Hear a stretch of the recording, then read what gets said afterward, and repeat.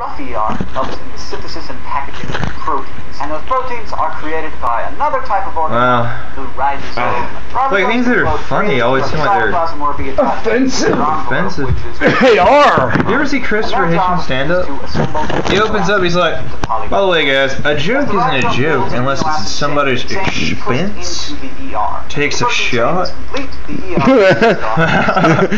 What I'm trying to say is I'm going to offend a lot of people. It's going to be really fucking hilarious. Well, I mean, people should really just kind of get okay with that. Have I told you the joke? Which one? Have I told you any of the joke? Well, there are these 3 onions. There are 2 onions. Mama onion, daddy onion. Find each other, fall in love, make a little baby onion. Yeah. One day the baby onion is playing in the street and gets hit by a car. Right. You're rushed to the hospital. Mama onion is sedated heavily, just out of it. Can't be bothered with reality because she can't handle it. The dad onion is just rolling up and down the corridor, waiting anxiously. The doctor comes out, wipes the sweat from his face. Just tell me, doctor, what's the status? Well, he'll live, but I'm afraid he's going to be a vegetable for the rest of his life. Simple compounds which are transferred into the cytoplasm as new cell building materials. Now, finally, let's talk about the nucleus, the beloved leader. I don't remember what the fuck I think you told me that when I was high on acid the other time. And then you showed me the blogs. Wait, I'll tell you this. Okay. Businessman driving home. Calls his hotel room. Spanish maid picks up the phone. Si, senor. Is it Mrs. Holmes? She in bed with other hombre.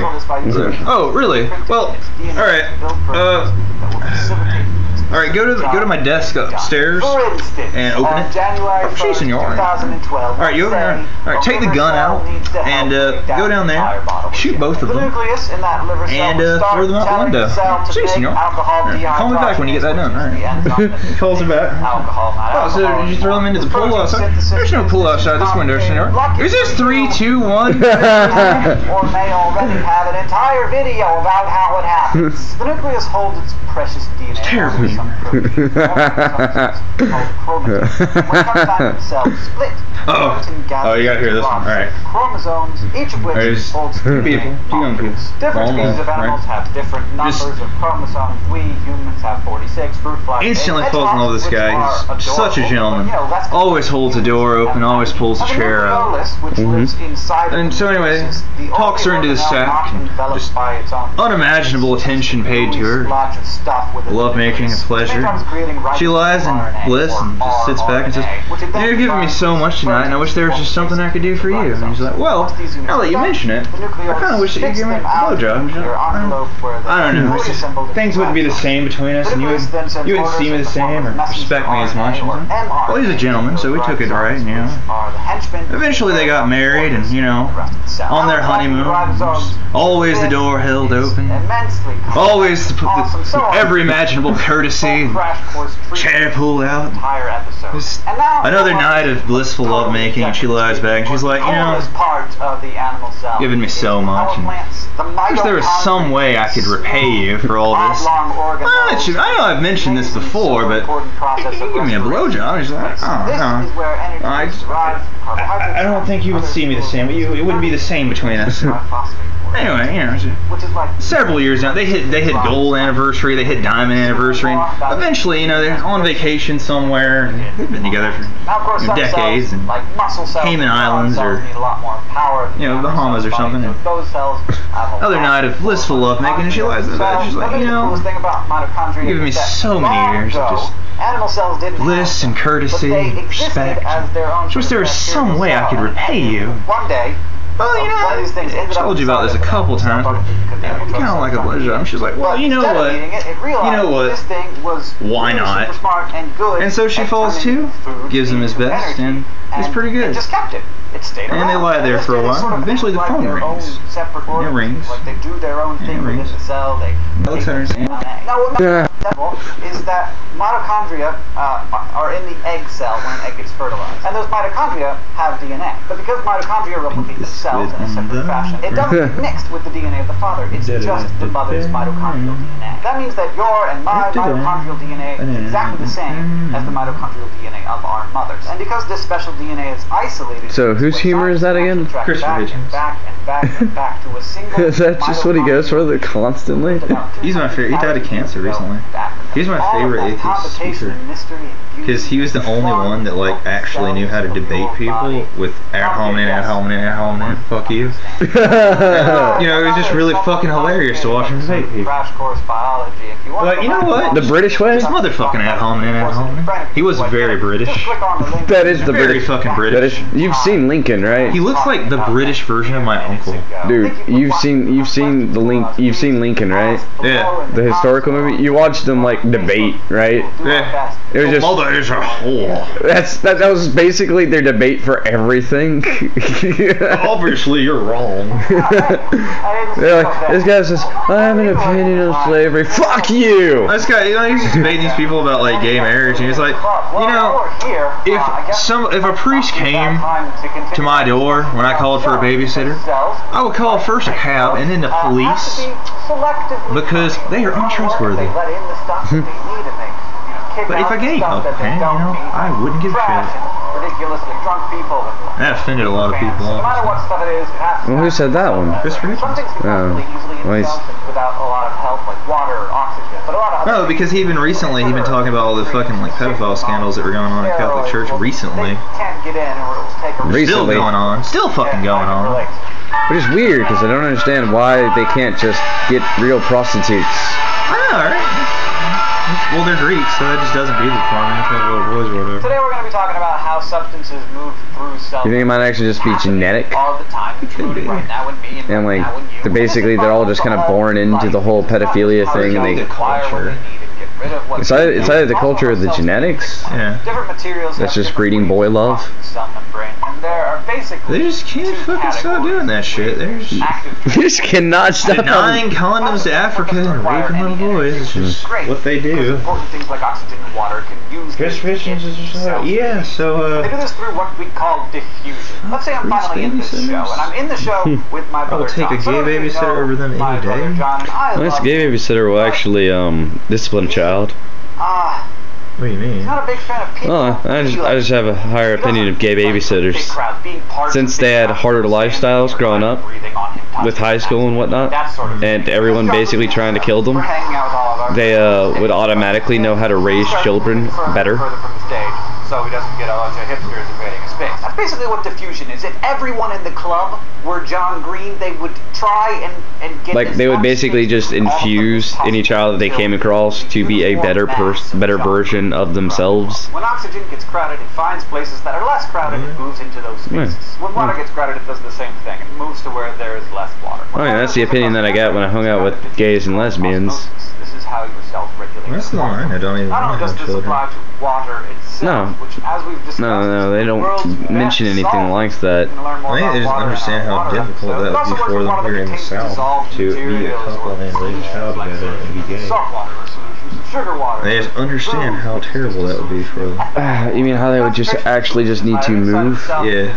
Outside of the cell and just not live here because it would be terrible and they can't afford to do so. It'd be terrible for them. It'd be terrible for the child. Can you imagine like just being made fun of because your parents are gay? No, actually, I can't. I actually, after a certain point, I would just probably punch you in the face. What would happen is their parents would find out, and they would just infuse in the kid to not be around that kid because their parents are gay, so that kid would just be isolated. Well, you see, for the longest time, I actually, society actually told me, like the church told me that gay people were wrong and terrible. And then my mother actually just corrected me at some point. You think she knew about Chris? Yes. Chris turned out like at the age of like 15 to like his father, which was Stanley, the actual father at the beach. He was just like, by the way, I think I might be gay. I think she knew before that. And this is important. For example, I wouldn't. put it in a glass of pure water. I feel like that's something you could just catch on to, you know? Like, this kind of effeminate. I think he might be a girl trapped in a man's So we don't want that. But if the concentration of my blood were too high, something like that, I suppose. Out of my cell and it would shrivel I think that might actually be the case. That's why your kidneys are constantly on the job. Yeah, no, I just thought it was really interesting how, like, culture taught me to hate those people, but then my parents taught me not to, and to reject culture. Yeah, because I obviously had that opinion until they corrected me. It was the first time I was like, oh, I can have opinions. Are that conservative? Huh? I think Presbyterians are that conservative. Well, high school was very anti-gay. Yeah, I suppose. So I mean, like, if you're exposed to that, I mean, it's not so much the church itself; it's you're exposed to the school. I mean, I'd be gay in high school just to be gay in high school. You'd be gay in high school just to be gay in high school? What, for the fucking attention? No, just fuck with people? No, just survive it and say that I did it. Oh. You never seen the It Gets Better posters? I mean, if you're gay, they're totally right. It's like, yeah, guys, well, it gets better. Like, just survive. It'll be okay when you get to college. Like, actually, like, not be fucking retarded anymore. And everything will be alright. It does actually get better. Obama actually made a video where he said that, basically. That's actually, no, I had a similar thing because I was dyslexic. So I was speaking, so I had a private tutor. And I found out at an early age that people did not like that. Being dyslexic? No, they didn't like that you had a private tutor. Oh, really? Yeah, I was speaking. They didn't realize I was speaking 3 grade levels above them because I was dyslexic and had a private tutor, and they thought I was doing it to show off. I was actually doing it because I didn't want to spend 3 sentences on something, and I was just actually just telling them 3 words. And they actually didn't start appreciating that. Like they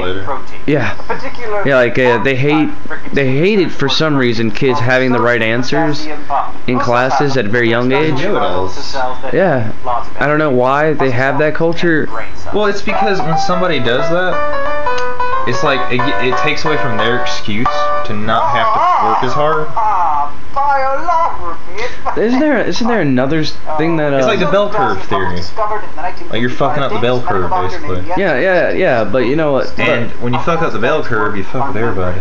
No, I think the Koreans or the Asians do it best. They actually find the person who knows the least about what it is, and they make them go up to the fucking board. Yeah. And then they just encourage the students to teach them. And that's the proper way to do it. Because at that point, no one's mad at anyone. Because you're all in it together. I need to do charter schools. Huh?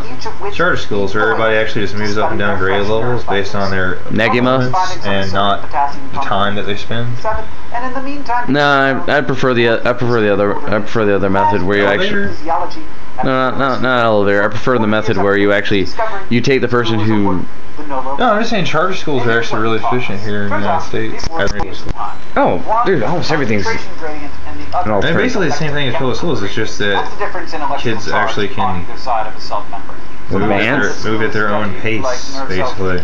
Typically have a negative charge inside relative to the such as they also usually have a low concentration of sodium ions inside. The pump works. Oh, I mean everybody's not gonna be in the same place. I mean, you know, the school's designed basically what it is you have 20 kids and you have to make them all learn this one thing before you can move on. Obviously some of them aren't gonna learn that and you're not gonna realize that because there's fucking 20 of them. And eventually at the end of the day, a lot of shit isn't gonna be learned.